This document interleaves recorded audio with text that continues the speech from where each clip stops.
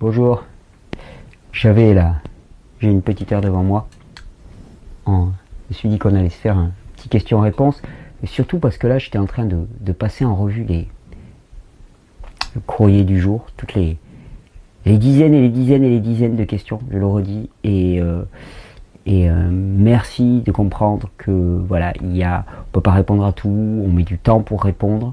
Il y en a beaucoup de questions, et il y a beaucoup de réponses déjà dans les vidéos. Mais vraiment, le constat que je faisais à lire certains messages, c'est à quel point on est perdu avec une méconnaissance totale de nos besoins véritables. Je lis des questions de personnes qui sont censées avoir atteint un âge adulte, et c'est en aucun cas une remise en cause de ces personnes, c'est juste un constat de fait, hein. Et je lis des questions qui sont des questions simplement de bon sens de la vie courante. C'est-à-dire, qu'est-ce qu'il faut que je mange? On est incapable de savoir ce qu'il faut que nous mangions. Comment est-ce qu'il faut que je dorme? Est-ce qu'il faut que je boive tant et tant? Est-ce qu'il faut que je me bouge tant et tant? Est-ce qu'il faut que je me repose? Combien est-ce qu'il faut que je dorme? Vous vous rendez compte où est-ce qu'on en est rendu à se poser des questions qui conditionnent vraiment notre existence, et à devoir demander à l'extérieur. Vous savez ce que c'est que le malheur de l'homme moderne? C'est cette extériorisation, ce besoin d'aller toujours chercher à l'extérieur la réponse, la solution, le remède, alors que tout est là, la fonction, elle est là. Vous savez, vous devez déterminer ce que vous devez manger, fonctionner par le plaisir, fonctionner par l'instinct et le plaisir. N'allez jamais manger quelque chose qui vous dégoûte profondément, c'est pas possible. N'allez pas vous forcer. Des fois je reçois des messages de gens qui me disent « Ah mais j'y arrive pas, la banane me dégoûte, j'arrive pas ». Mais mange pas de banane, il y a autre chose à manger dans la vie que des bananes. Tu as des besoins qui sont différents, c'est pas le moment, et tu verras qu'il y aura un moment où ça sera le moment. Et cette perte complète de repères me paraît vraiment la perversion du monde actuel. Vraiment, le problème, c'est qu'il faut bien comprendre que ça répond à une finalité. Je suis désolé, je suis pas dans une théorie du complot, vous me connaissez. Je suis pas du style à taper sur l'existant, je m'en fous, il est en train de mourir de sa belle mort. Je m'en fiche complètement, je ne suis pas un protestataire, je ne suis pas quelqu'un qui va défiler dans les rues, je m'en moque, j'ai autre chose à faire, j'ai des arbres à planter en attendant. Mais il n'empêche, je me rends compte que finalement le discours qui est asséné actuellement est un discours de débilisation globale de l'individu, débilisation au sens propre du terme, rendre débile physiquement, psychiquement, c'est-à-dire rendre incapable et dépendant. Et quand dans la dernière vidéo je vous parlais de bébé, tout est fait pour nous maintenir sous forme de bébé. Et vraiment, je crois, le challenge de la guérison essentielle, le challenge premier, c'est d'accepter de grandir, c'est-à-dire de saisir la connaissance, de saisir la compréhension du corps humain, de saisir la vérité, de la prendre, de la tenir et de la secouer jusqu'à ce qu'elle nous donne ce qu'on attend d'elle. Vous savez, comme s'il y avait un arbre qui était mûr, et puis on le secoue, puis on lui dit « Hé, tes fruits, mon coco, je les veux, parce que maintenant je t'ai repéré, que je ne suis plus un bébé et que je les attends. Donc je les secoue et je les veux, mais je les veux en tant qu'adulte. » C'est-à-dire, c'est pas parce que l'arbre ne va pas me donner son fruit dans la minute qui va suivre que je vais faire ouais, ça marche pas, je reviens à mes anciens principes. Mais c'est pas comme ça que ça marche. C'est pas comme ça. Et c'est vrai que souvent je reçois des messages de gens qui me disent voilà, ça fait 15 jours que je m'y suis mis et je vois pas de changement. Mais on n'est pas dans le monde de la pilule. On n'est pas dans le monde de l'artifice. On n'est pas dans le monde de la prestidigitation. Parce que la prestidigitation, ça reste toujours que de l'illusion. Ça reste toujours que des espèces de soi-disant états de guérison qui ne sont en fait que des états de masquage. On nous a appris à maquiller et à surmaquiller et à rajouter des croûtes et des croûtes qui sont elles-mêmes leurs propres problèmes. C'est-à-dire que plus on rajoute de croûtes sur l'individu, et plus c'est compliqué, plus on affaiblit l'organisme. Et qu'est-ce qu'on fait? On prend des organismes qui sont déjà au bout du rouleau et on affaiblit à coups de corticoïdes, à coups de compléments, à coups de ceci, à coups de cela. Mais vraiment, la connaissance, cette connaissance-là, elle est vieille, elle est ancienne. Mais hop, il est où le bout? J'étais encore en train de relire là ce matin un petit peu de ce géant là qui est Arnold Ehret, Rational Fasting. Mais Ehret, il le dit, arrêtez de rajouter, arrêtons de rajouter, arrêtons de dépendre de produits alors que tout est là, il suffit de le mobiliser, de prendre le temps, de laisser le temps. C'est comme les sols, laissons le temps au sol de se régénérer et vous verrez que tout se restaure de lui-même. On n'a rien à faire, juste cesser de nuire en permanence. Cesser de nuire en permanence par nos processus intellectuels aussi. Qu'est-ce que je dois faire? Qu'est-ce que je dois manger? Qu'est-ce que je dois ajouter? Qu'est-ce que je dois faire? Alors aujourd'hui, 1, 2, 3, 4, 5, 6, 7, toutes les méthodes dans lesquelles finalement il y a une méthodologie précise. Alors le matin à 7h tu dois prendre ça, puis à 7h30 tu dois prendre ça, puis à 8h tu dois prendre ça, puis à 8h30 tu dois prendre tel produit, et tu dois le préparer comme ça, et pas le prendre comme ça, et pas le mélanger comme ça. Tout ça, c'est de la nourriture pour l'intellect, c'est de la nourriture pour le mental, c'est pas de la nourriture pour le corps. C'est pour ça, souvent on me demande par rapport aux plantes médicinales, est-ce qu'il faut les mélanger? Est-ce qu'il faut pas? Mais ça n'a aucune importance. Ça n'a aucune importance. Parce que toutes les croyances qu'on nous a données par rapport à des protocoles précis, par rapport à des processus précis valables pour tout le monde, ils sont faux. Ils sont complètement faux. Les plantes, on peut les prendre, des mélanges de plantes, on les prend spontanément sur la journée.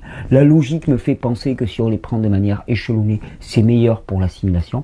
Mais quoique, il y a peut-être des gens qui vont me dire, moi je préfère les prendre en une seule fois. Et c'est parfait, et ça sera parfaitement efficace. Parce que tous ces espèces de petits impératifs, tous ces espèces de petits protocoles qu'on nous a posés, ils ne servent à rien. Ils sont illusoires. C'est un peu comme si on vous disait, ben voilà, toute ta vie t'as cru à un truc, mais en fait, ça sert à rien. C'est rien. Vous savez, moi je me souviens d'une époque, quand j'ai commencé mon chemin alimentaire, bah il n'y avait pas grand chose comme renseignement. Alors, les premiers bouquins sur lesquels je suis tombé, c'est des bouquins de macrobiotique.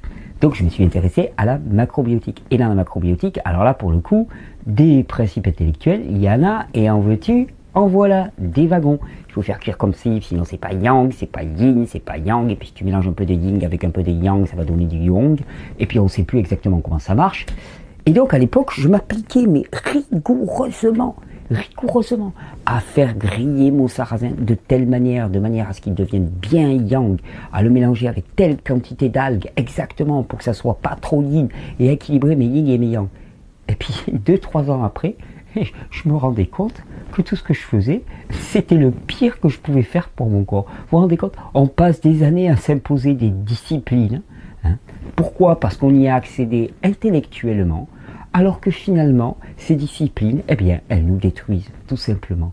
Et qu'il n'y a que par la connaissance de nos besoins propres, le retour au repos, à la quiétude, à l'état d'équilibre, débrancher un petit peu la machine intellectuelle, passer à un monde qui soit un monde plus intuitif, plus sensuel, plus immédiat, moins rationnel.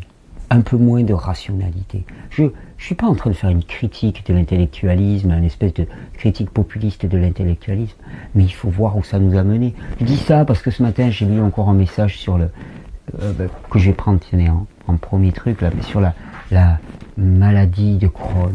Et alors, je suis allé me balader sur les sites pour les malades de Crohn, mais des gens bien intentionnés, qui passent leur vie à faire des sites et puis à conseiller les autres, et puis qui sont bienveillants, et qui conseillent des escalopes de dinde panées à des gens qui sont en crise de Crohn, c'est-à-dire en crise inflammatoire. Mais c'est juste fou. C'est juste fou pour moi de conseiller des trucs pareils.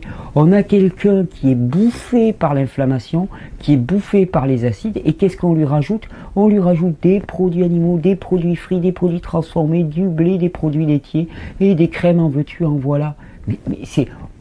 On balance de l'huile sur un feu ardent. Et il ne faut pas s'étonner que ça n'aille pas. Et alors après, on te dit, tu manges tes escalopes de dinde, et puis tu prends tes corticoïdes. Ne t'inquiète pas, pour éviter les réactions immunitaires du corps. C'est juste complètement dingue. Alors après, on va me dire, oui, mais les gens, ils sont pas prêts.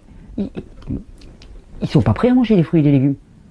Mais oh coco, si tu veux que ta voiture, elle roule, il faut mettre de l'essence dedans. Faut pas mettre du sable.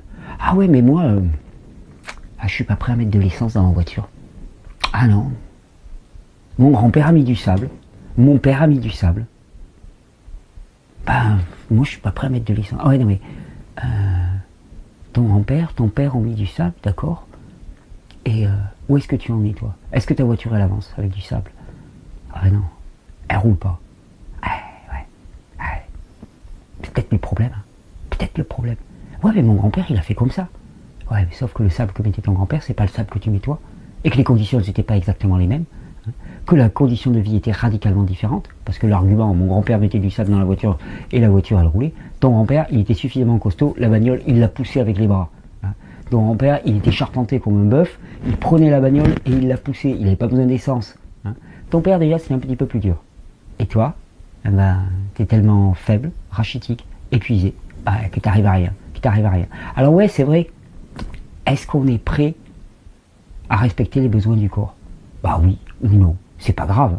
Simplement, d'un côté, on dégénère, on n'est pas viable, on souffre, et que ce soit physiquement ou psychiquement. Et de l'autre, on donne une chance au corps. Je dis bien, on donne une chance au corps. C'est ce qui explique que ce n'est pas obligatoirement immédiat, que ça dépend des personnes. Enfin, ça dépend des personnes. Tout le monde va y avoir accès, mais que ça va prendre plus ou moins de temps, le temps que les besoins internes soient comblés. Et les gars, si votre... Imaginons, ça c'est le réservoir de la personne. Ben, si le réservoir il est là, hein, eh bien, à ce moment-là, avant qu'on puisse avoir une manifestation de débordement, eh ben, va falloir remplir sérieusement. Si le réservoir il est là, avant qu'on ait une manifestation de débordement, ben, il va falloir remonter jusque-là. Donc, ben, finalement, hein, c'est toujours pareil, ça marche pour tout le monde. Simplement, il faut remplir. Et qui est-ce qui peut vous dire à quel point vous êtes vide? En iridologie, on y arrive, c'est tout. Mais on s'en fiche de savoir à quel point vous êtes vide. De toute façon, vous êtes vide et il faut remplir. Donc, on remplit. Et alors après, se dire, ouais, non mais, est-ce que tout le monde est prêt pour les fruits et les légumes? Et c'est simple, pour les malades de Crohn, si on leur donne pas des fruits et des légumes, qu'est-ce qu'on leur donne? On leur donne des corticoïdes. À votre santé, bon appétit. C'est exactement ce qu'on fait. Donc finalement, à vouloir... Je crois qu'il y a un côté extrêmement fallacieux. C'est-à-dire qu'on dit, ah ouais, mais on veut préserver les gens. Les gens, ils sont pas prêts. Ah non mais moi je suis prêt, mais les gens ils sont pas prêts. Les autres ils sont pas prêts. Les autres ils sont aussi prêts que toi. Les autres ils en ont aussi marre que de souffrir. Les autres ils en ont aussi marre que leur vie elle soit faite d'agressivité, de lourdeur, de ronflement, de problèmes sexuels, de fatigue, d'abattement, de dépression, de désillusion. Ils en ont marre. Ils en ont tous marre. Et tout le monde a soif. Il n'y a personne qui n'a pas soif. Il n'y a personne qui n'a pas soif d'une vie meilleure. Donc je suis désolé, tout le monde peut avoir accès à ce message. Et dire, ah ouais, non mais il faut préserver les gens. Ben pour moi là, c'est juste notre joli petit système qui essaye de freiner la chute. Freiner progressivement la chute qui est inéluctable. Parce que la chute, elle arrive. Allez, on parlait de Crohn. Et tenez, j'avais 2-3 annonces à faire quand même juste avant Crohn. Parce que 2-3 annonces. Et déjà, je te remercie Daniel, je l'ai bien reçu la carte, elle est magnifique, elle est très très belle et elle m'a beaucoup touché. Sache que c'était fait avec le cœur à Noël et que cette carte là, elle va me suivre un petit moment. Et je tenais aussi à dire, j'ai été très très touché parce que quand j'étais à la conférence de Paris, c'est allé très vite, après il y avait beaucoup de monde, et d'ailleurs je rappelle, on remet le couvert avec Gilles Lartigot, Corinne Gouget et Claire Séverac. Et donc on remet le couvert le 28 février dans une grande salle des sports, Palais des Congrès. Donc il va y avoir du monde et donc il y aura de la place pour tout le monde. Donc vous pouvez inviter large. Je vais avoir beaucoup plus de temps pour moi et on va envoyer du gros et du lourd sur la régénération parce que c'est ce que je veux porter. Et surtout j'ai des bonnes nouvelles parce que hier j'étais avec mon ami Eric Escoffier et il est totalement partant pour une... Allez, j'ai encore utilisé un mobilité, on va m'en vouloir, donc pas une croisade, mais une mission régénération de conférences. On va commencer dans le sud de la France, avril-mai là. S'il y en a qui ont des bons plans avec des grandes salles sur Marseille, Aix, Lyon, Montpellier, Toulouse, on va déjà rayonner dans ce coin-là, puis après on ira sur Bordeaux, puis après on va monter un petit peu. Ben voilà, on cherche des salles dans des bonnes conditions qui puissent accueillir pas mal de monde.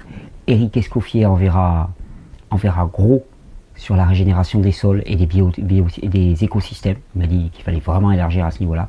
Moi, ça sera la régénération des corps. Et à nous deux, je peux vous dire que vraiment là, le feu de la régénération sera présent. Donc je tiens à dire à quel point je suis heureux de cette collaboration qui va vraiment émerger. Ça va être le cadeau pour printemps-été. Moi d'ailleurs, j'ai l'intention très rapidement de me passer de salle et d'embarquer un petit ampli autonome, un micro et de se trouver des endroits naturels dans la nature. On se fait un pique-nique et on se fait une conférence comme ça improvisée. Ça sera bien plus simple. Enfin, tout ça pour dire que je reparlais de cette conférence de Paris. J'espère que vous allez être nombreux. Moi, c'est la dernière fois que je viens sur Paris, donc profitez-en. En tout cas, la dernière fois pour cette année, puisque je donne mon cours. Et lors de la dernière fois, il y a quelqu'un qui m'avait laissé un petit cadeau sur ma table, et j'y étais très sensible, et j'avais pas remercié cette personne, et j'ai pas pu la remercier parce qu'elle n'était pas là. Donc c'était pour dire, j'ai bien reçu le safran. Je sais pas qui m'a offert ça. C'est un safran magnifique. J'avais jamais vu du safran de ma vie, du vrai safran de ma vie, du safran qui vient du Liban.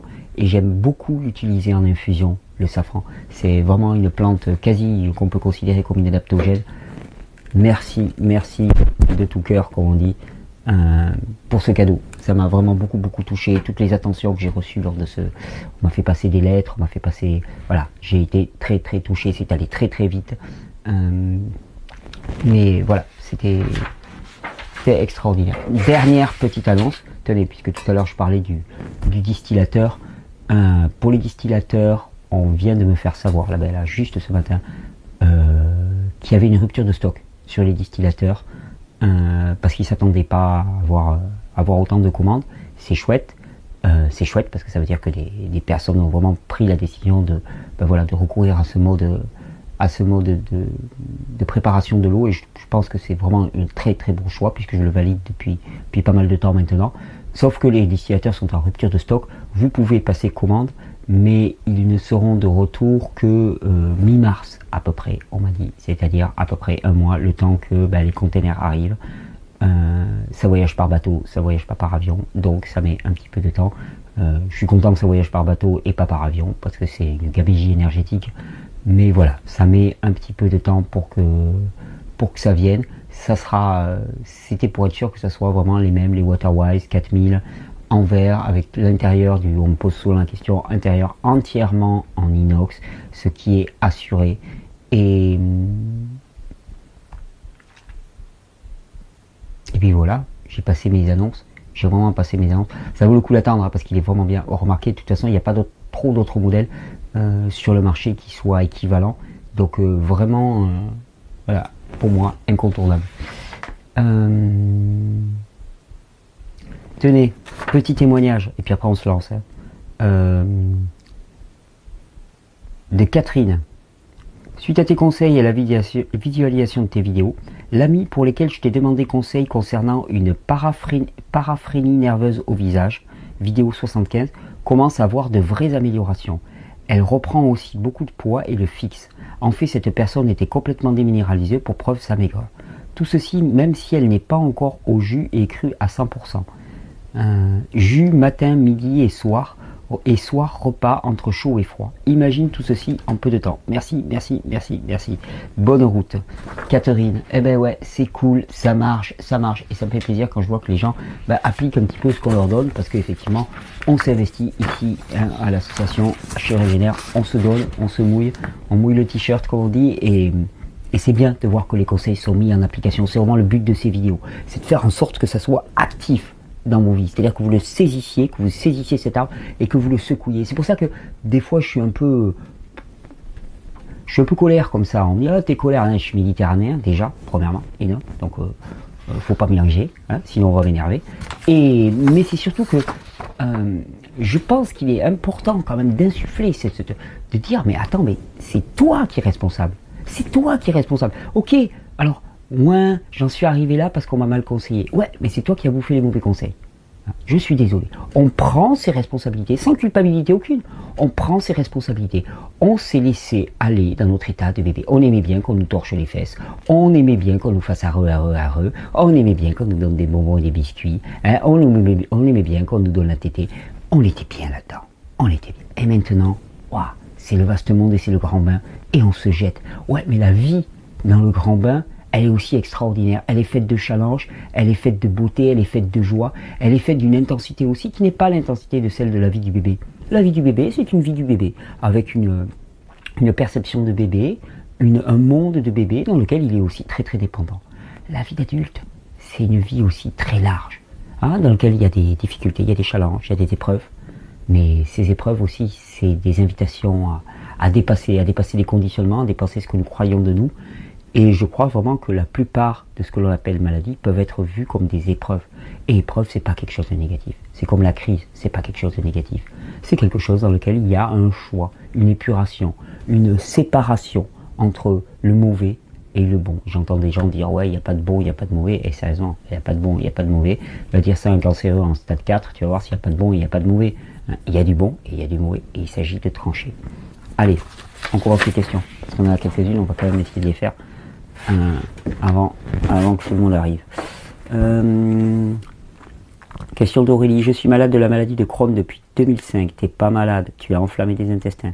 J'ai tout d'abord été traité par des corticoïdes à forte dose, puis par Pentasa. Alléluia. Le Pentasa a fonctionné 2 ans, mais les poussées revenaient. Ben, bien sûr, bien sûr. Et le Pentasa, qu'est-ce que c'est? D'un côté, tu as un pote à toi qui balance de l'huile avec des escalopes de dinde panée. Et puis de l'autre côté, tu as un petit extincteur de 3 kg à poudre, et puis tu as quelqu'un qui éteint, avec l'extincteur en poudre. Ben voilà ce qui se passe. Et encore, même pas, il n'éteint pas.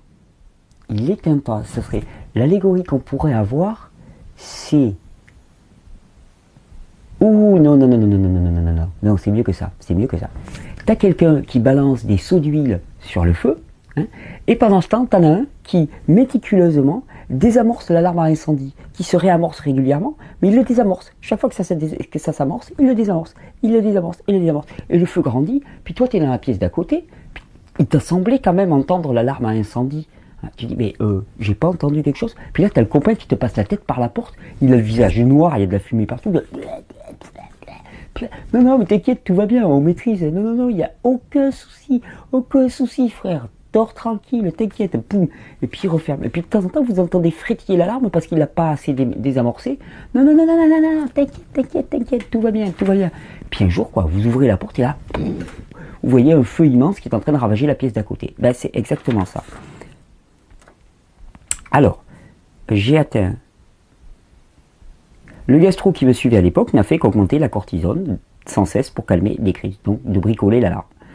J'ai atteint 40 mg par jour de cortisone, nickel.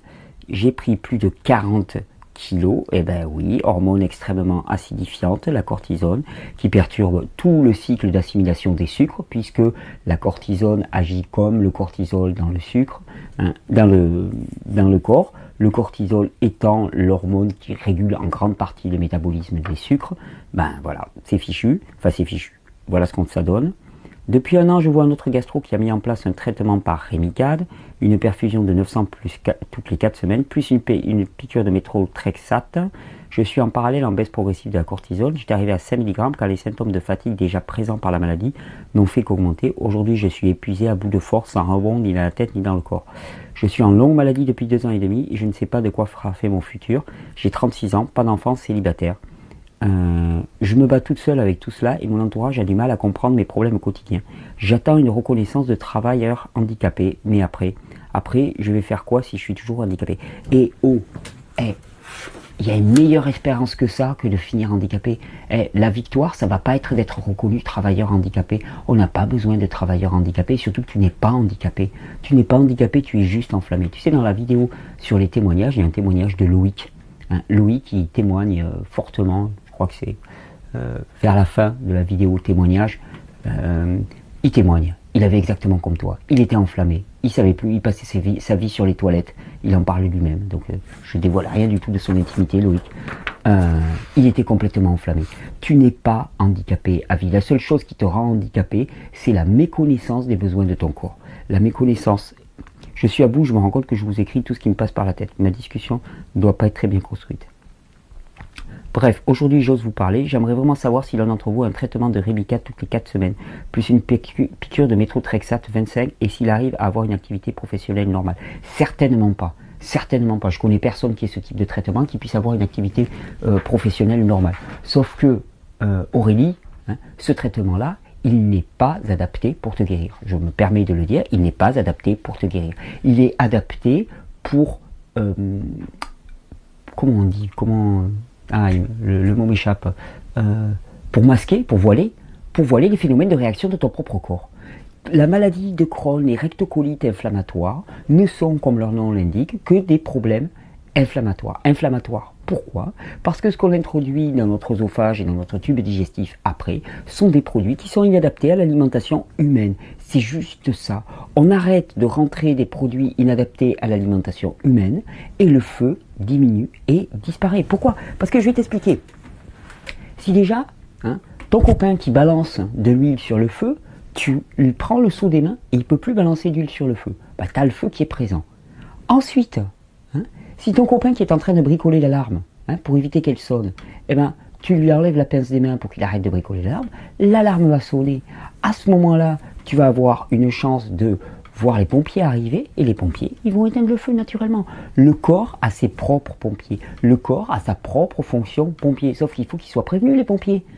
À force de cortisone, à force de méthotrexate et ainsi de suite, les mécanismes normaux du corps de régulation de l'inflammation, ils ne peuvent pas jouer.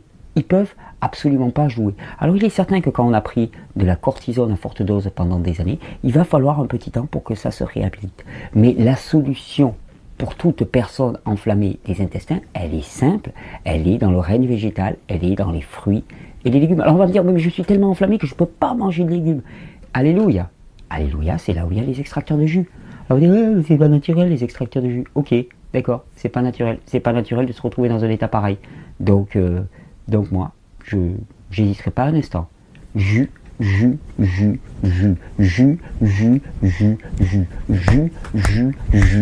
Pourquoi? Parce que les jus, c'est l'équipe de pompiers qui va arriver pour guérir. En fait, c'est pas l'équipe de pompiers. L'équipe de pompiers, ce sont tous les lymphocytes, toutes les bactéries qui vont se développer et qui vont résorber cette inflammation, mais elles ont besoin d'être aidées. Elles ont besoin, les pompiers, tu sais, ils ont leur propre réserve, et puis des fois ils vont pomper dans une borne à incendie, pour avoir leur alimentation, en quelque chose qui va être désenflammant.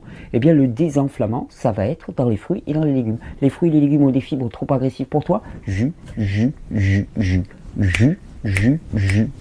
Parce qu'avec les jus, tu vas retirer tous les principes anti-inflammatoires, tous les minéraux en particulier, qui sont les principes anti-inflammatoires numéro 1, tous les antioxydants aussi qu'il va y avoir dedans. Simplement, tu n'auras pas les fibres pour les agresser. Et combien de jus? Autant que nécessaire. Parce que si tu veux éteindre un grand feu, eh bien, beaucoup de jus. Après, tu as des fruits qui sont peu irritants. La banane, très mûre et très peu irritante. Tous les fruits de l'été, quand ils vont arriver, les pêches, les abricots, très très mûrs, sont très peu irritants pour le corps. Et tu trouves ce qui te convient. Et petit à petit, tu résorbes ce feu. Pour une fois, enfin, en plus, tu vas perdre du poids automatiquement, donc tu vas te sentir mieux dans ton corps, et il y a un avenir fait d'espérance pour toi. Autre chose que l'espérance, c'est d'être adulte polyhandicapé ou handicapé. C'est pas une espérance, ça, pour un adulte. À 36 ans, c'est pas normal d'être handicapé à 36 ans. Tu te rends compte? C'est pas normal d'avoir mangé tout son capital à 36 ans. Donc oui, il y a un espoir pour les malades de Crohn, parce que c'est rien de spécial, Crohn. On en fait tout un espèce de truc. Moi j'ai Crohn. Alors là, moi j'ai Crohn. Alors là, il faut plus parler. Il faut plus parler. Moi j'ai un cancer. Hop. Tu sais, alors là, moi j'ai un cancer, ça clôt toute conversation. Cancer, c'est pas grand chose. Crohn, c'est pas grand chose. Crohn, boum. Comme je le dis souvent. Mais Crohn, c'est rien. C'est juste une erreur d'aiguillage. Tu remets l'aiguillage dans la bonne direction, tu réapportes des matériaux de manière adéquate, et ça marche. Tu favorises le fonctionnement des émonctoires avec des mélanges de plantes. La logique même. Combien, mais tu trouves ton petit truc, c'est pas grave combien. Combien de jus, autant que nécessaire, autant que tu pourras. Quel type de jus? Tous les jus, puis tu fais ton test. Tu as des trucs qui vont te plaire, tu as des trucs qui vont pas te plaire. Ceux qui te plaisent, tu les prends, ceux qui te plaisent pas, tu les prends pas. Tout simplement. Il s'agit de sortir de la tutelle de papa-maman. Il y a même pas d'autres questions à poser, je te garantis Aurélie, que ce que je t'ai donné là en 5-10 minutes, qui a aucun secret, qui est aucune nouveauté, qui est juste la banalité même. Tu vois, ça, on devrait le dire à chaque gamin, à sa naissance, à 5-6 ans, on devrait dire, voilà comment ça fonctionne. Et 1 heure, et c'est réglé. On n'en parle plus. Voilà comment fonctionne ton corps, voilà les mécanismes de ton corps, voilà comment favoriser les mécanismes de ton corps. Ok mon gamin, tu l'as noté, maintenant tu l'appliques. C'est tout. Au lieu de ça, on lui dit, t'as mal à la tête, prends un cachet d'aspirine. Mais par contre, prends des bonbons aussi. Et si tu veux ça, rajoute ça. Et si tu veux être gentil avec ta grand-mère, tu vas faire ça, et puis moi je te donnerai un cookies. Voilà, voilà le jeu pernicieux qu'on joue avec ses enfants. Les apprentissages, ils sont simples. Tout est donné dans ces vidéos, vous pouvez arrêter et vous pouvez appliquer.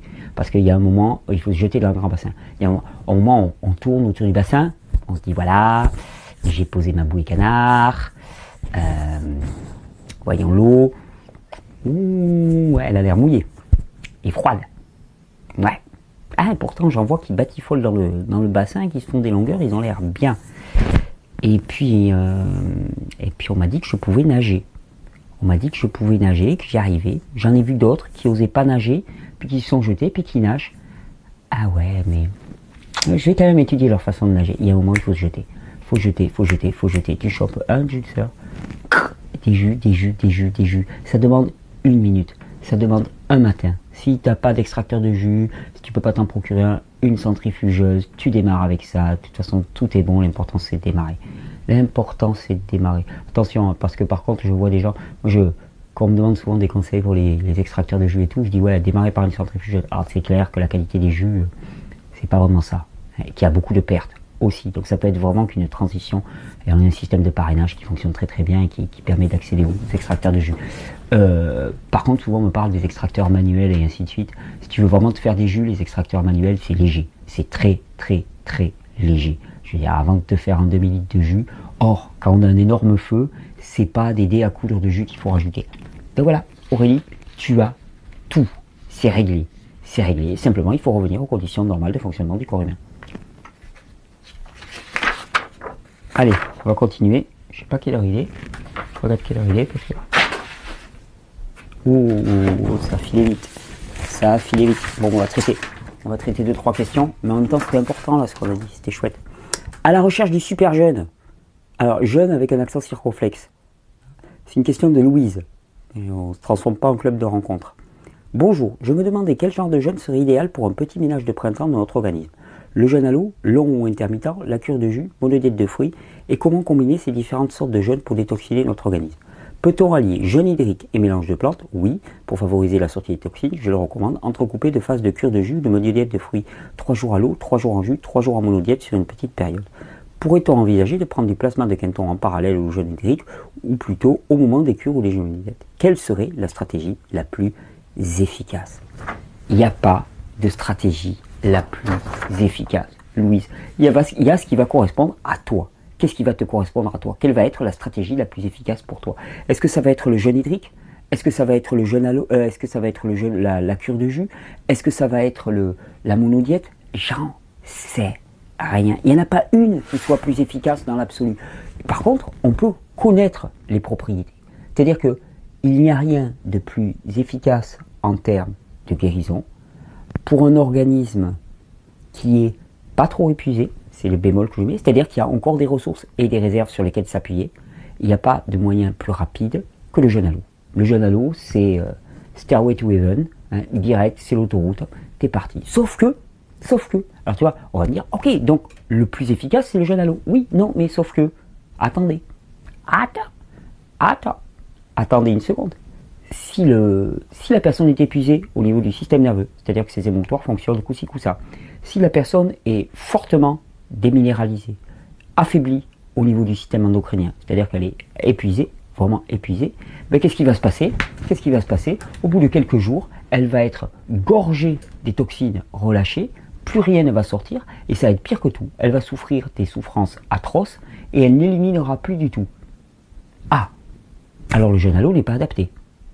Ben si, mais ça dépend qui. Et puis après, il y a jeûne à l'eau et jeûne à l'eau. Tu peux faire 2 jours, tu peux faire 10 jours, tu peux faire 40 jours, et c'est des choses différentes. Et selon les personnes, ça va être plus ou moins efficace. Alors après, on dit, ok, alors on prend la cure de jus. Ok, cure de jus. Quel jus? Ben, ça va dépendre. Si tu veux éliminer un maximum, détoxiner un maximum, va plutôt vers les jus de fruits. Si tu n'es pas fortement très reminéralisé et que tu veux y aller plutôt mollo, bah, va plus vers les jus de légumes. Et cure de jus en que jus de fruits, tu as intérêt à être vraiment costaud au niveau émonctoriel, tu as intérêt à avoir un stock de minéraux assez fort, parce que sinon tu vas pas la tenir, ta cure de jus. Ouais, la cure de jus, c'est plus doux. Alors on va dire, ok, c'est plus doux, donc c'est moins efficace. Ah ben tout dépend. tout dépend, parce qu'en fait, ça dépend. Et si la personne, elle peut pas tenir la cure le jeûne à l'eau pendant plus de 2 jours, parce que finalement, elle est saturée par ces déchets relâchés dans l'organisme, eh ben, certainement qu'une cure de jus sur 3 semaines, par exemple, qu'elle va pouvoir tenir sur 3 semaines. Pourquoi? Parce qu'il y aura apport des éléments minéraux. Alors, pour qu'il y ait apport des éléments minéraux, il faudra en apporter des éléments minéraux, donc privilégier aussi les verdures et les légumes. Eh bien, à ce moment-là, sur 3 semaines, elle va éliminer beaucoup plus. Plus, c'est pas mieux. Il y a ce qui est adapté à un individu à un moment donné. Et alors après, on va me dire, ouais, mais alors là-dedans, la monodiète, quel intérêt? Ah, ben la monodiète, elle a un intérêt particulier. C'est que tu maintiens le péristaltisme intestinal, qui est faible, sinon, en cure de jus et en jeûne à l'eau. C'est pour ça que je dis toujours en cure de jus et en jeûne à l'eau, lavement, irrigation colonique, absolument nécessaire. Parce qu'on est dans un cadre, se nourrir que de jus, c'est pas naturel pour l'homme. Soyons clairs, ce n'est pas naturel. Ça fonctionne très bien, ça permet des guérisons, ça permet des états d'être absolument fabuleux, mais ce n'est pas naturel. La fonction du péristaltisme intestinal est une fonction naturelle. C'est pas parce que c'est pas naturel qu'il faut l'éviter. On fait des tas de choses dans notre vie qui ne sont pas naturelles, mais c'est juste qu'il faut connaître les contraintes inhérentes à ce type de processus. Par contre, une monodiète, particulièrement, tu vois, une monodiète de banane, par exemple, c'est fabuleux. Pourquoi? Parce que tu maintiens ce péristaltisme intestinal, donc tu maintiens cette élimination. Ouais, sauf que les personnes qui sont épuisées, qui ont des glandes surrénales qui sont extrêmement fatiguées, une monodiète de fruits par exemple, ça va pas passer. Pourquoi? Parce que finalement elles vont avoir trop de potassium, elles vont pas réussir à rééquilibrer en réabsorbant le sodium au niveau des néphrons des reins, et donc finalement très rapidement elles vont crever d'envie pour du sel. Bon, alors à ce moment-là, elles peuvent prendre du sérum de Quinton. Oui, non. C'est la science. Et ça, cette science-là, on l'a bâtie que d'une seule façon, en faisant sa propre expérience, en faisant ses propres essais. Moi, la chose que je recommande toujours, quelqu'un me dit, ouais, je veux me lancer la détoxination, qu'est-ce qu'il faut faire? J'ai dit, t'essayes tout. T'essayes tout. Tu passes tout en revue. Tu te fais 2-3 jours à l'eau, quelques jours au jus, puis tu te fais quelques jours en monodiète. Tu vois avec quoi t'es le mieux. Et tu testes, et tu testes, et tu testes. Il y a quelqu'un là qui faisait une super belle remarque la dernière fois, là, Bruno, le ninja catalan, là, qui me disait, voilà, moi je m'étais lancé dans une, je sais pas si c'était une cure de jus ou un jeûne à l'eau, puis au bout de 4 jours, j'ai senti que c'était pas pour moi, que c'était pas le bon moment, que c'était pas ça. Mais là, c'est bon. Là, c'est bon. Là, on est vraiment dans la connaissance, dans le respect, dans l'écoute de soi-même. Ok, t'as pas perdu parce que t'as pas fait ta cure de jus. T'as pas perdu parce que tu t'étais lancé pour 3 mois au jus, puis finalement, tu les as pas fait. Et si ça te correspondait pas, ça, c'est pas le bon truc. C'est pas le bon truc, donc il faut cesser complètement. Le seul moyen, c'est de se connaître. Le super jeûne, ça sera le jeûne qui sera adapté à toi, à ce moment de vie particulièrement. Donc le seul moyen, c'est de connaître les contraintes inhérentes à chacun, de connaître les avantages et les inconvénients de chacun, et surtout d'expérimenter. Expérimenter directement, Louise. Donc moi, je te conseillerais de passer par différentes choses. Mais globalement, plus un individu est fatigué, il est épuisé, moins on compte sur les ressources propres de son organisme.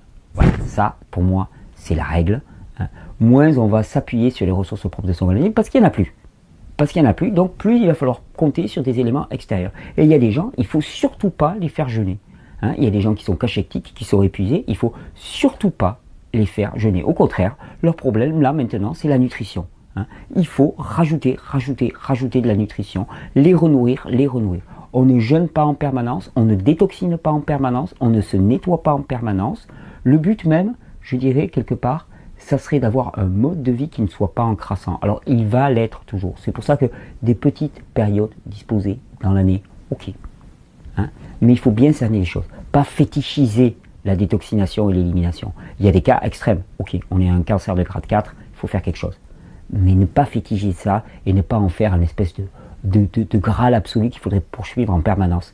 On n'est pas valorisé si on a détoxiné. On est valorisé si on fonctionne, si on sert, si on est un individu valide et qui s'investit dans ce monde et qui existe dans ce monde. Donc voilà, pas de super jeûne. Par contre, la connaissance exacte des phénomènes et des réactions que tu peux avoir te permettront. En fait, la connaissance, elle ne remplace en aucun cas l'expérience. Par contre, elle va te permettre de décrypter ton expérience, de la comprendre et d'en tirer les conclusions. Alors oui, moi je recommande toujours d'utiliser les mélanges de plantes, que ce soit en jeune à l'eau, sauf cas limite, mais c'est vrai. En jeûne à l'eau, je recommande plutôt de les faire en infusion. Comme ça, vraiment, on est en jeûne pur à l'eau et on les prend en infusion. Parce qu'on peut très bien les faire infuser. De l'eau frémissante sur les plantes et ça fait une très très bonne infusion. Par contre, dès qu'on est en jus ou en monodiète, je recommande d'utiliser les plantes. Peut-on utiliser du plasma de Quinton? Oui, dans tous les cas, oui. À voir en fonction des capacités émonctorielles, mais oui, je pense que c'est une bonne idée. Voilà. J'espère avoir dressé un petit tableau.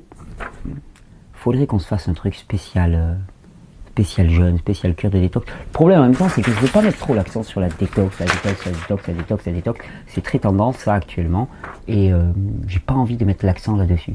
C'est pas la détox, c'est la vie. Ici, on promeut la vie. Alors, question de Pascal. Électrosensibilité et du jus pour nos animaux. Alors, j'ai une fragilité avec les champs électromagnétiques, ordinateur, électricité, ondes telluriques. D'après ton expérience, est-ce dû au métaux lourd ou à l'acidose? Et comment solutionner plus spécifiquement l'électrosensibilité? Alors,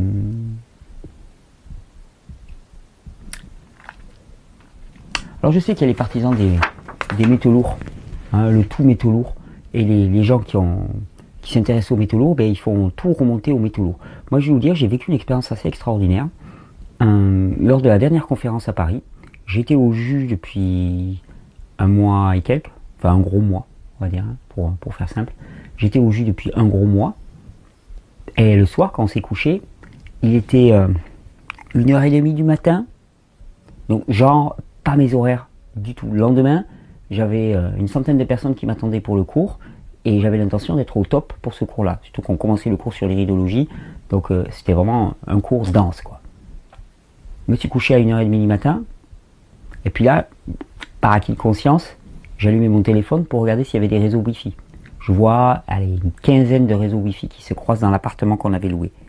Et là, j'ai dit, ok, je me couche super tard, je suis bombardé par les réseaux Wi-Fi, demain matin, je vais être passé à la moulinette. Je serai dans un état pas possible. Et puis en même temps, il y a un truc qui montait en moi qui me disait, non mais Thierry, attends, t'es au jus, c'est pas pareil. C'est pas pareil. T'es bien alcalinisé, t'es bien détoxiné actuellement, t'es au jus, c'est pas pareil. Je me suis réveillé le matin, j'étais comme une fleur, personne ne s'est rendu compte de rien. J'ai été totalement insensible au réseau Wi-Fi alors que je suis quelqu'un de me connaissant hyper sensible. Depuis cette expérience, je suis moins partisan du 100% métaux lourds. Je pense que les facteurs d'acidose ont beaucoup plus à jouer que ce qu'on imagine. Vraiment beaucoup plus. Les métaux lourds ont une influence, et effectivement, mais là pareil, il ne faut pas faire des métaux lourds comme on fait avec la détoxination, c'est-à-dire on en fait la réponse à tout.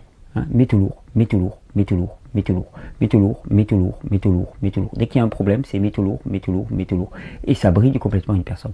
Les métaux lourds sont extrêmement toxiques, c'est vrai.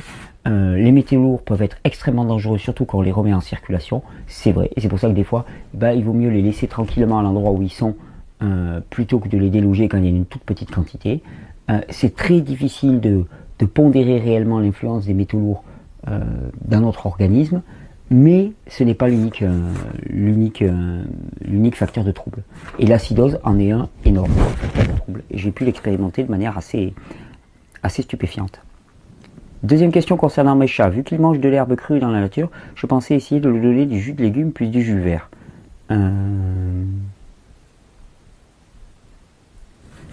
Les chats, ils mangent de l'herbe, ils savent manger de l'herbe, ne vous inquiétez pas pour eux, ils se débrouillent très bien.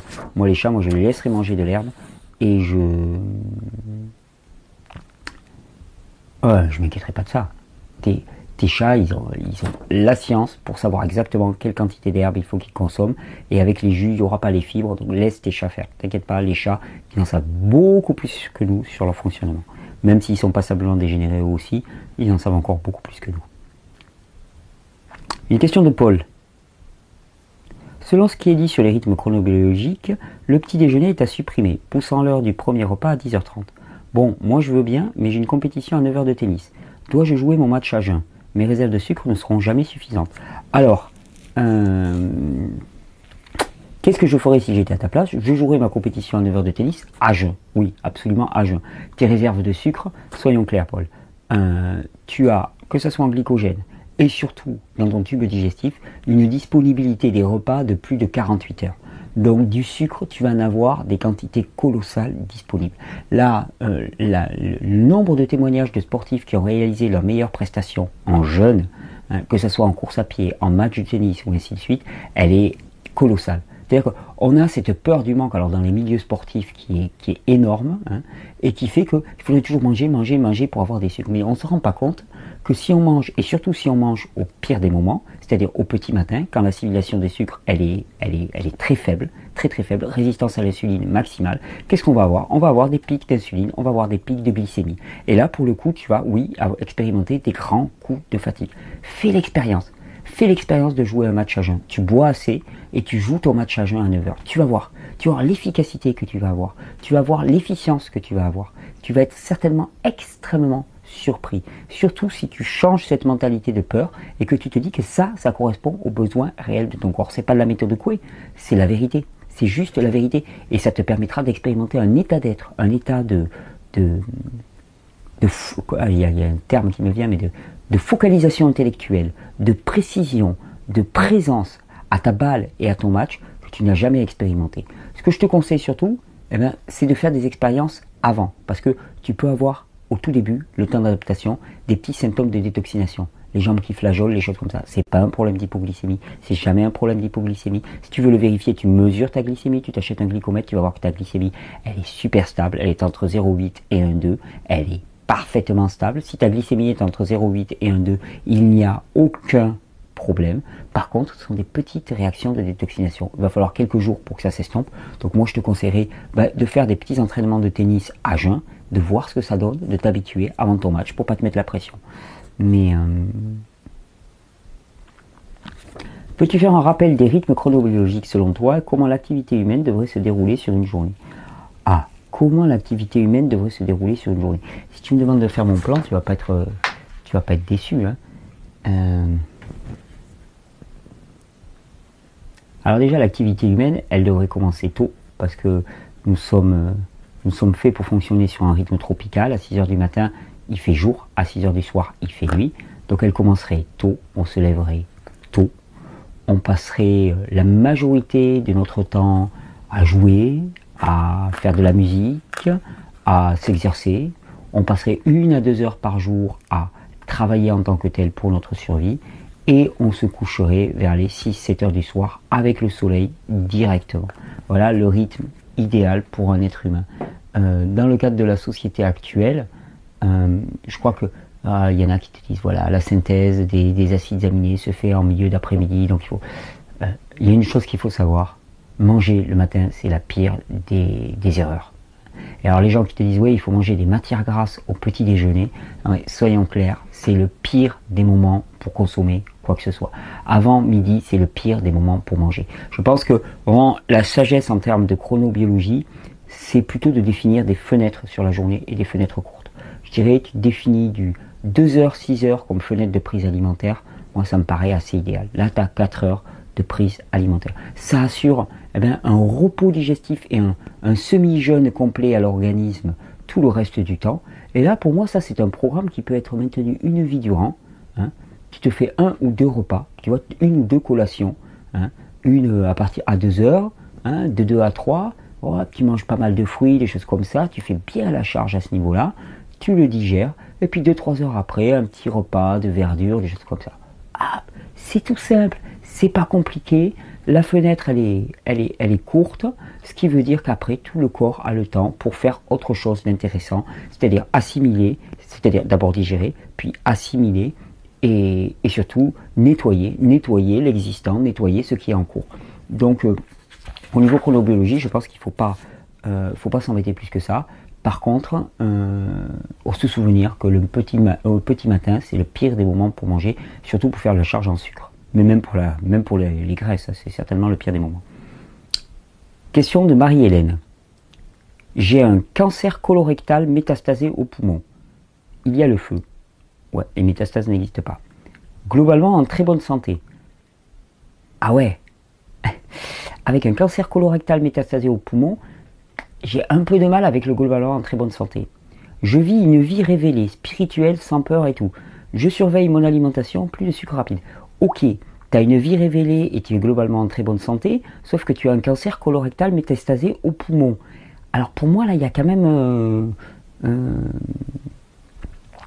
un blême. Hein. Je suis désolé, mais ça colle pas. Ça colle pas pour moi. Hein. Une vie révélée avec un cancer colorectal, ça colle pas. Mais pour moi, pas question de jus de fruits, car diarrhée phénoménale si j'ingère des crudités. J'ai essayé les jus de brosse, mais pas possible. S'il vous plaît, j'ai besoin d'aide. Et oui, tu as des diarrhées phénoménales. Pourquoi? Tu as des réactions d'élimination phénoménales au niveau de ton côlon. Pourquoi? Parce qu'il est particulièrement enflammé. Donc il faut y aller progressivement. Je suis désolé Marie-Hélène, mais je me permets de te dire que d'après moi, tu n'es pas globalement en bonne santé. Et que d'après moi, ta vie révélée, aussi spirituelle qu'elle soit, tu as le corps, le spirituel sans le corps, tu as le corps qui est en train de partir en sucette, mais grave. Un cancer colorectal, c'est juste une situation d'acidose massive au niveau du côlon qui a amené, à cause de tous les déchets, à cause de tous les dépôts acidifiants, à cause de toutes les inflammations, à une saturation qui fait que même tes cellules ont muté. C'est-à-dire qu'il y a une acidose intracellulaire et qui fait que tes cellules elles-mêmes ont muté. Il va falloir nettoyer tout ça. Il est métastasé au poumon. Les métastases n'existent pas. Par contre, ça veut dire que les foyers d'acidose qui étaient présents au niveau du côlon sont aussi présents au niveau du poumon et certainement bien ailleurs dans le corps. Donc ça s'est manifesté au niveau du poumon, au niveau du côlon. Ce sont deux organes d'élimination majeurs. Ça veut dire qu'actuellement, il n'y a plus que les reins et la peau, ce qui fait peu sur lequel s'appuyer. Donc d'après moi, il y a vraiment urgence. Ce que je ferai, je comprends que tu n'aies pas peur, mais il n'y a pas à avoir peur. Par contre, moi, j'irai, oui, progressivement, à ma vitesse, vers les jus de fruits et de légumes, mais c'est le seul moyen. Il faut, si j'étais à ta place, je nettoierais en priorité ce côlon, je désenflammerais en priorité ce côlon, et ça serait la seule chose à faire. Si tu veux, on ne peut pas parler de bonne santé avec des indicateurs pareils. C'est juste pas possible. Pour moi, c'est deux phénomènes. On ne peut pas être en bonne santé en ayant un cancer. Un cancer, ça indique un état de congestion profonde de l'organisme. Alors qu'est-ce que je ferais dans ces cas-là? Des fruits et des légumes. Tu me dis que tu as des diarrhées. Les diarrhées font partie des processus d'élimination. Utiliser les plantes, les mélanges de plantes pour les émonctoires qui vont être vraiment très utiles pour ça. Petit à petit, au fur et à mesure que tu désenflammes le côlon, eh bien recourir à des irrigations coloniques. Là, moi, j'en ferai pas mal, pour éliminer et faciliter l'élimination de ces déchets. Et puis l'un dans l'autre, doucement désenflammer tout ça, permettre que les cellules, enfin, elles libèrent leurs déchets. Donc, quand elles vont libérer leurs déchets, tu vas peut-être avoir une aggravation sensible des symptômes. Ça ne sera pas une aggravation sensible des symptômes, c'est qu'enfin elles vont éliminer et que finalement tu vas avoir une chance de pouvoir te nettoyer. Tout ça, il y a un processus, il y a un protocole. Spirituellement, c'est peut-être très bien, mais en pratique, il faut aussi agir dans le corps. Et on ne peut pas manger n'importe quoi et spiritualiser la nourriture. Je sais que je rencontre des gens des fois qui me disent « Ah non, mais moi je mange ce que je veux. Quand ça rentre par ma bouche, après ça se sublime à un truc pas possible et c'est envahi de lumière. » Oui, tout à fait. Je suis d'accord avec toi. Ok, maintenant on va faire un check-up. Montre-moi tes yeux en iridologie. On va voir un peu dans quel état tu es. On va voir si tu sublimes toutes les choses. Je pense que nous sommes des êtres spirituels qui avons un corps. Qui est notre véhicule, vraiment. Et ce véhicule, il a des besoins. Et ces besoins, il faut les remplir. Les remplir simplement. Et quand on ne les a pas remplis, eh bien, il faut reprendre les choses à zéro et refaire ses classes. Petit a, je réintroduis dans mon organisme des aliments qui vont participer à l'élimination de l'inflammation. C'est-à-dire des aliments qui vont apporter un grand stock de produits minéraux, antioxydants, alcalins, des fruits et des légumes. Si mon côlon est trop enflammé, sous forme de jus, tant pis si ça crée des réactions d'élimination, puisque les réactions d'élimination, enfin tant mieux même, parce que les réactions d'élimination sont nécessaires. Tout ce que je vais faire, c'est que je vais jouer avec la pédale d'accélérateur et de frein. Je vais utiliser les compléments que sont les plantes médicinales et tous les autres processus d'élimination, de manière à trouver la bonne vitesse. C'est juste ça. Question sur les plantes médicinales. Je suis... Nico à Bali. Ah, encore un bourgeois. tu boiras un grand verre de Touac à ma santé. Le Touac, c'est la sève de palmier, c'est sublime. Sublime, sublime, sublime. Attention de ne pas le laisser fermenter, parce que ça fermente vite. Mais alors le Touac, un bon verre de Touac bien frais, ça c'est bon ça. Ça c'est bon. Ça depuis Bali, j'en ai pas bu beaucoup. Hein. Alors, ça fait 10 mois que j'ai commencé mon régime alimentaire et mon mode de vie. Très vite, j'ai ressenti plus de calme et d'harmonie en moi-même. Et depuis que j'ai commandé les plantes médicinales, il y a 2 semaines, je redeviens plus nerveux. Peux-tu m'expliquer ce phénomène? Eh bien, ouais, alors, c'est une question de vase communicant la plupart du temps. C'est vrai qu'on le néglige, ce phénomène. Mais quelque part, le corps est limité dans ses processus de détoxination par la capacité éliminative du système. Hein, c'est-à-dire que c'est un peu comme... tu as un péage. Hein, tu as un péage à ton autoroute. Et à ce péage, finalement, il y a des voitures qui arrivent. Si le péage, tu as une borne qui est ouverte, bon, ben, il va passer 10 voitures par heure. Alors, en amont, pour éviter qu'il y ait un énorme embouteillage au niveau du péage, hein, il y a Bison Fut-Fut hein, qui dit à ses copains, ok, ne laissez pas rentrer sur l'autoroute plus de 10 voitures par heure parce qu'on ne peut pas les faire passer au péage. Hein. D'un seul coup, tu ouvres des postes au péage pour que ça sorte beaucoup mieux. Ah là, il y a Bison Futé qui dit ouais les gars, vous pouvez lâcher les bagnoles là. Vous pouvez lâcher les bagnoles, il y a des portes de sortie. Ben voilà ce qui se passe souvent avec les plantes. C'est-à-dire que c'est un jeu de vase communicant et effectivement, ça peut amener à ce que tu appelles des petits états de nervosité. Ça veut dire que ben voilà, il y a plus d'élimination, il y a plus de détoxination qui se fait et voilà, et ça se régule avec l'élimination. Pour moi, j'y verrai rien de négatif. Prends un verre de Touac et ça va passer.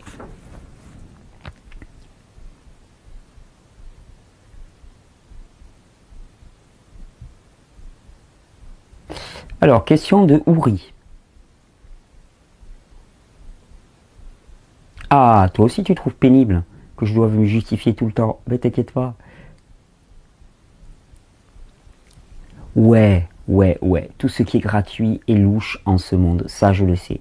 Ça, je le sais. Et pourtant, les vidéos sont gratuites. Il n'y a pas d'arnaque derrière. Il n'y a vraiment pas d'arnaque. Et tenez, on en profite, hein, puisque...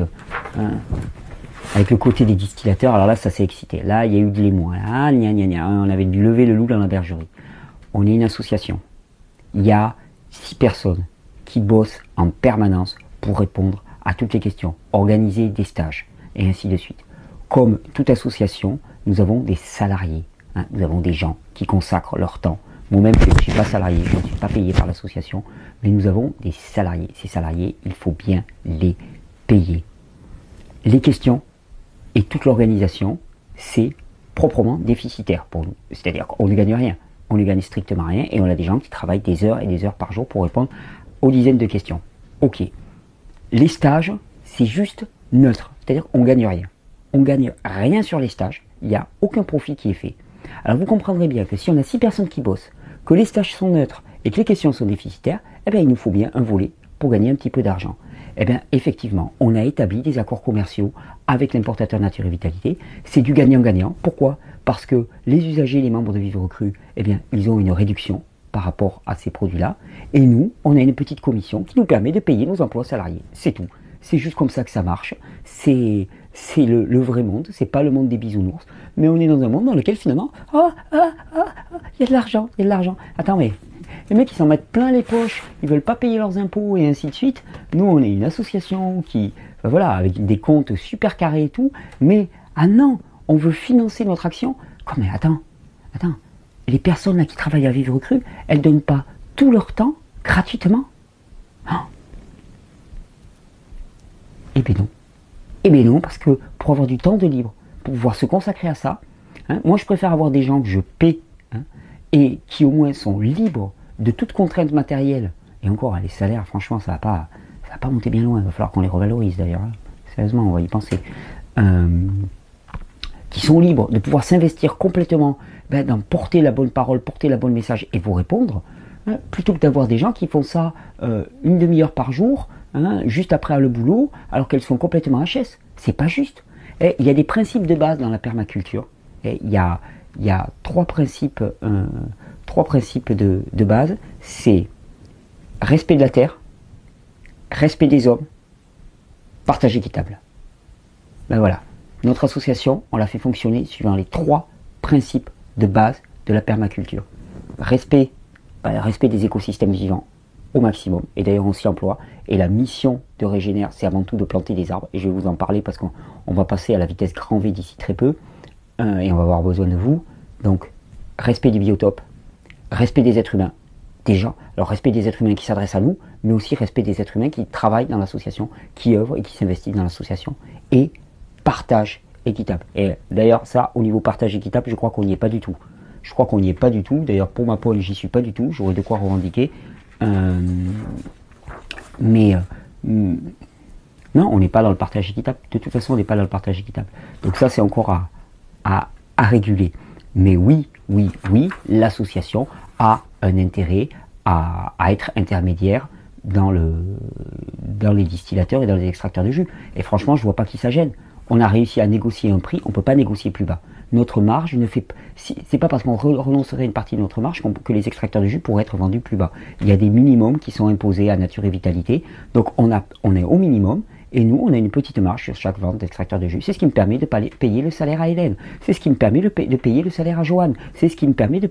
non, Joanne, elle est bénévole. C'est ce qui me permet de payer le salaire de Laure. C'est ce qui me permet de payer ses salaires à Patricia, et ainsi de suite. C'est ce qui va nous permettre de fonctionner. C'est juste normal. Hein.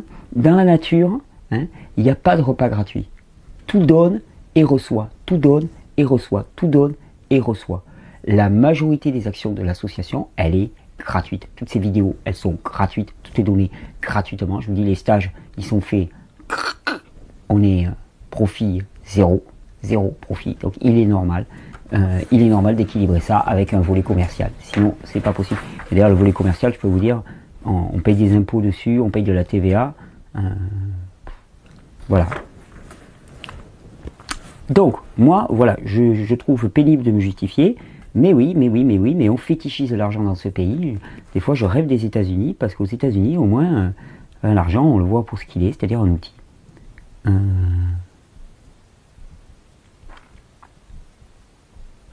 Ok, mais je te remercie. Ma question. J'ai le naturalizer, et tu dis que je rends une eau alcaline hyper alcaline, et alors je distille, c'est le contraire. Donc le naturalizer n'est pas bon, mieux vaut le distillateur. Pourrais-tu m'expliquer ?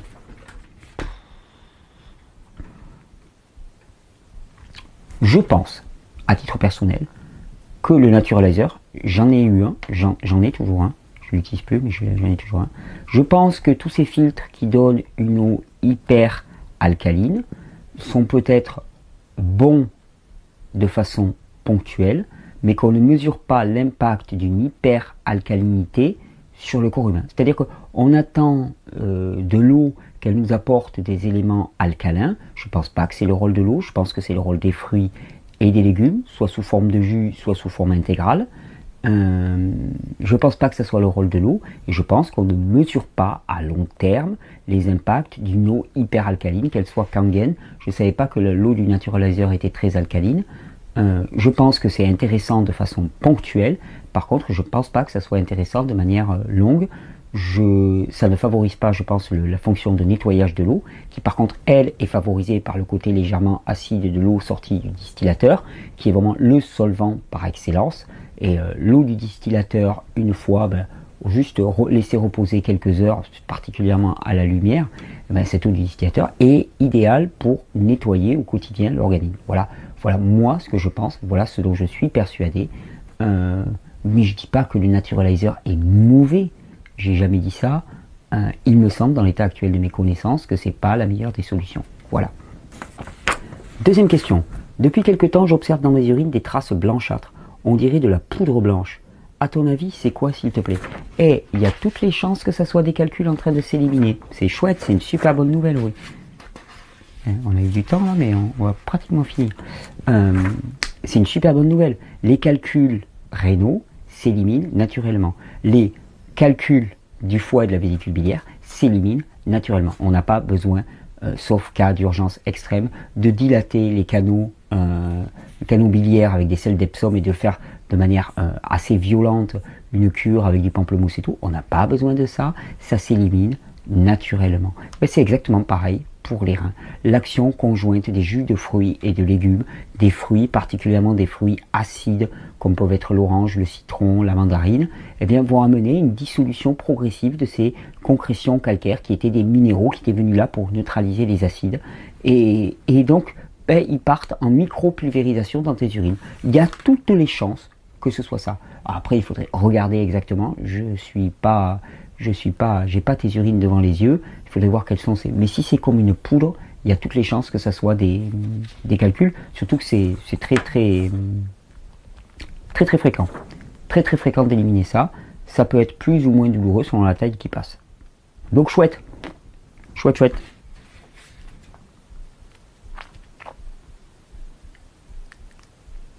Question de Adiwa. Bonjour Thierry sur l'équipe. Merci pour votre bonne besogne au service du bien-être humain. Chouette. Je cherche à comprendre un truc.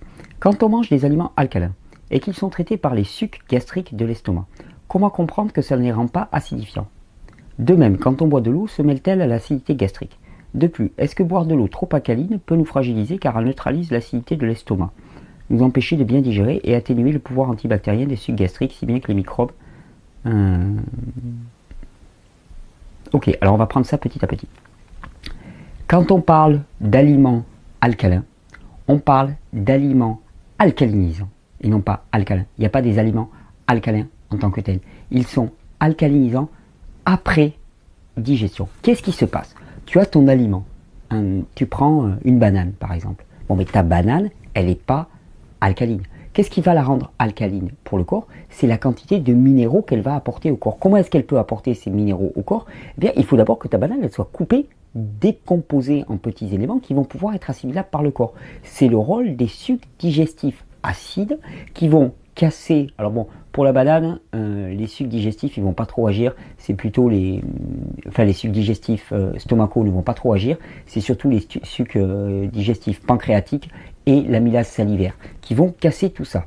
Mais ce que je veux dire par là, c'est que l'acidité de l'estomac, elle est là pour libérer les éléments minéraux et pour libérer le potentiel acidifiant ou alcalinisant d'un produit. C'est pas l'acidité de l'estomac qui va t'acidifier.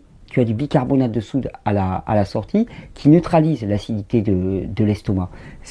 On parle d'aliments alcalins et d'aliments acides, ça ne veut rien dire. Il faut parler d'aliments alcalinisants et d'aliments acidifiants après digestion. Le processus de digestion, c'est le processus dans lequel on révèle, on libère le potentiel.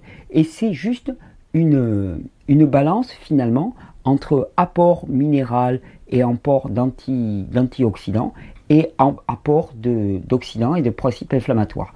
Et puis on fait la balance pour un aliment donné et on voit si ça penche plutôt du côté anti-inflammatoire, alcalinisant ou plutôt du côté acidifiant, inflammatoire. Et c'est ce qui fait qu'on va dire de cet aliment qu'il est acidifiant ou qu'il est alcalinisant. Est-ce que boire de l'eau trop alcaline peut nous fragiliser car elle neutralise l'acidité de l'estomac? J'en doute.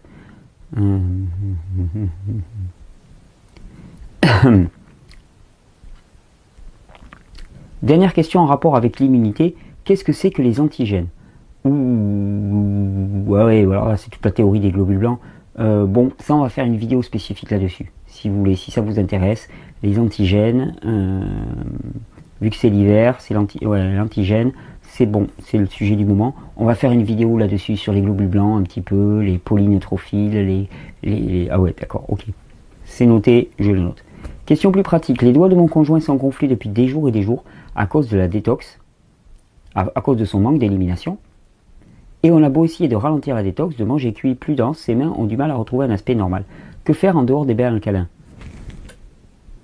Lever les bains. Et pourquoi tout reste dans cette zone à ce point? Tout reste dans cette zone à ce point parce que les pieds et les mains, le retour, il est pas très fortiche. Ça veut dire que ton conjoint, il a peut-être de la fatigue, il a peut-être pas mal de fatigue, ce qui fait que le retour n'est pas bon. Après, il a peut-être aussi une petite déficience capillaire à cet endroit-là, qui fait qu'au niveau lymphatique, ça ramène pas trop. Les spécificités individuelles, tu sais, elles sont toujours difficiles à comprendre. Elles sont toujours difficiles. Mais on remarque que c'est toujours aux extrémités que ça se passe le plus. Donc si ça se passe le plus aux extrémités, c'est parce qu'on est dans un problème de retour. Et sachant que la lymphe circule aussi grâce à la circulation sanguine, on parle du fonctionnement du cœur, donc des glandes surrénales épuisées, qu'il faut soutenir, des jus, des fruits, des plantes médicinales. Voilà, la totale, vous la connaissez, il n'y a rien de plus à rajouter. Bonjour, question de l'oriole roulée. Joli comme nom ça. Comment prévenir le rhume des foins? Des jus spécifiques, des aliments à éviter absolument. Je vis à la campagne et chaque printemps est un enfer. Je ne mange ni blé, ni lait de vache, ni produits industrialisés. Super. Mais je mange des céréales, des légumineuses, beaucoup de kitchari, alors ça je connais pas, des huiles bio, du ghee, mais ghee beaucoup de légumes, des fruits, le miam de France Guillain au petit déjeuner. Ah ouais. Alors le miam de France Guillain au petit déjeuner, on va me dire que je prends position et que je me fais des ennemis, mais soyons clairs, le petit déjeuner c'est le pire des moments pour s'alimenter, le miam aux fruits est le pire des gloubi-boulga qu'on puisse imaginer. Ça mélange céréales, graisses, fruits, c'est un véritable... c'est une bouillie pour les intestins, et bon, il est certain que par rapport à une tartine beurre, c'est certainement... Je sais même pas si c'est mieux que la tartine beurre, mais bon... mais pour moi, c'est complètement inadapté à la nutrition humaine. Le rhume des foins. Quand on parle de rhume des foins, d'allergie, de rhinite et ainsi de suite, on parle simplement de saturation du système lymphatique. Moi, quand j'étais jeune, j'étais complètement paralysé au mois d'avril-mai. Je ne sortais pas de chez moi, j'allais pas à l'école. Il n'y a pas ma mère dans le coin, je pourrais la choper. Je regarde si je vois passer. Non, elle pourrait témoigner dans quel état j'étais. Système lymphatique complètement saturé. Tu as supprimé le lait, j'ai très bon. Le blé, oui. Par contre, les céréales sont extrêmement congestionnantes pour le système lymphatique. Nous ne sommes pas faits pour manger les céréales. Ce sont des cols et ce sont des glues. Et d'ailleurs, je tiens à le redire.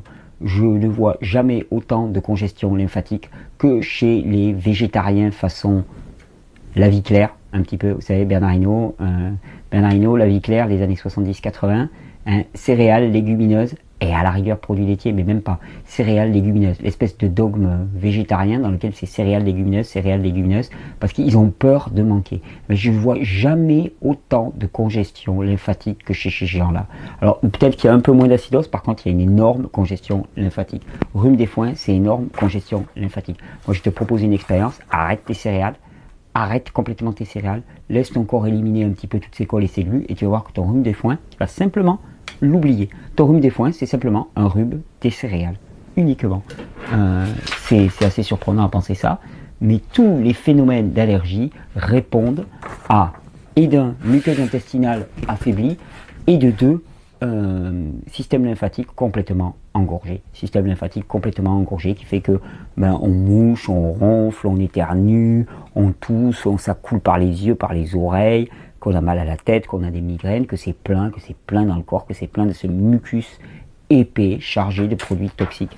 Et effectivement, les céréales vont jouer plus spécifiquement sur la barrière intestinale. De toute façon, il n'y a pas d'allergie qui ne commence dans le tube digestif, parce que c'est par le tube digestif que vont passer les aliments qui vont être délétères.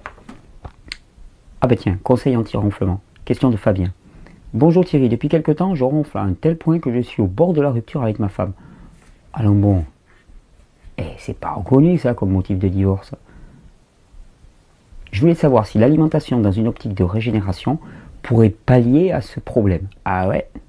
Après avoir découvert vos vidéos il y a quelques semaines grâce à ma fille, j'ai beaucoup diminué ma consommation de viande et de céréales et je ne bois plus de lait. Bon, alors déjà Fabien, tu as fait ce qu'il fallait pour diminuer la congestion lymphatique. Je vais te dire, si tu veux une solution rapide pour sauver ton couple, à ce moment-là, pour décongestionner toute la partie supérieure, il y a la solution des lavements et des irrigations coloniques. Lavement et irrigation colonique.